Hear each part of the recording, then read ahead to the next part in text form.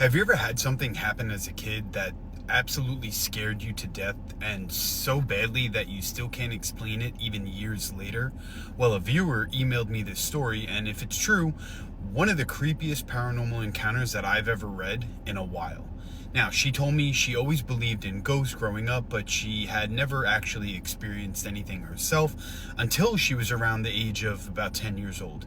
Now, one night, she was lying in bed and just about to fall asleep when she suddenly felt someone tap her on the shoulder. And at first, she assumed it was her dog, but then she remembered her bedroom door had been closed the entire night, and the tap didn't feel like a paw necessarily, it felt like human fingers. And she immediately searched her room, looked under the bed, checked every corner, even looked behind the curtains, but there was nobody there. And after that night, she became so terrified of sleeping in her own room that she started sleeping on the floor beside her mom's bed with her dog. Now, this girl, her sister nearby, she thought sleeping with the rest of her family would finally make her feel safe, but it only made things worse. And a few nights later, while everyone else in the house was asleep, she felt something gently pressed down on her pillow, almost like someone was softly patting the top of her head, kind of like when a cat is kneading the sheets.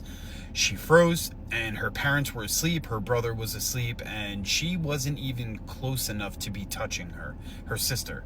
And she slowly lifted her head and looked around the room, but there was nothing there. And that's when she noticed that her sister was staring into the corner of the room, completely focused on something that she couldn't see.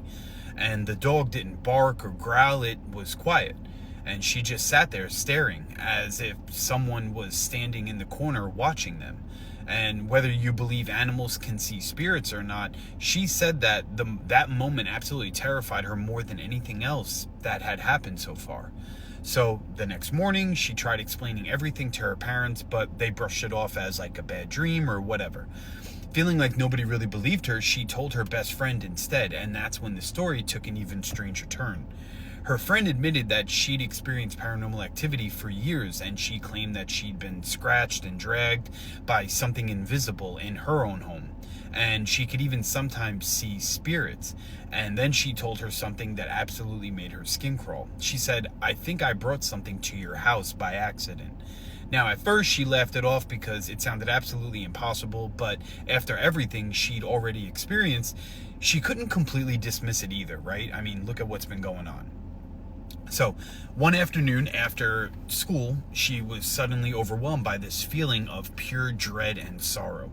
And she couldn't really explain it, but every instinct told her that something was wrong inside the house.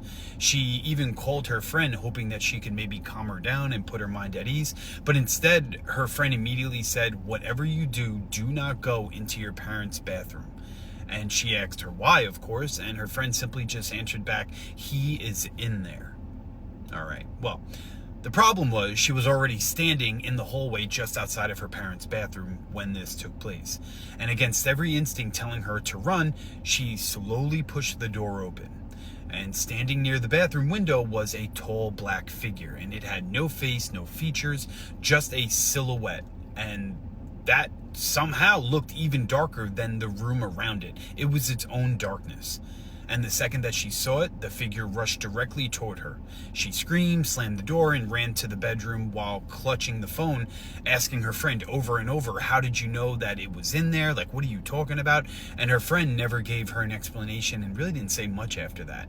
Now, that same night, a large decorative sign that was downstairs suddenly crashed to the floor, waking everybody up in the house immediately. And according to the family, that sign had been mounted securely that you could not pull it down if you tried. It was up there for years, and it would not come down. It was actually anchored into the wall, and it did.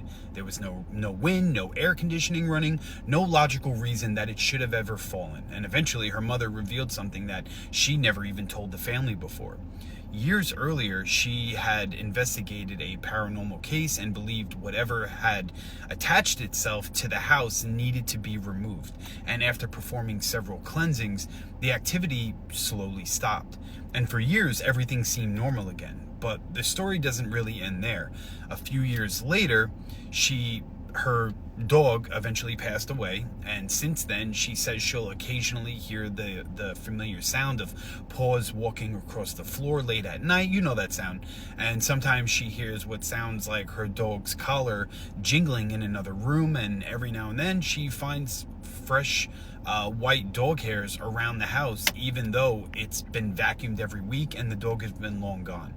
She doesn't know if it's simply grief making her imagine these things, or if her dog never really left the home. And part of her hopes that it's the second one, because if something truly did stay behind, she'd rather it be her dog than whatever is making her not feel safe. Let me know what you guys think in the comments, and here are the pictures.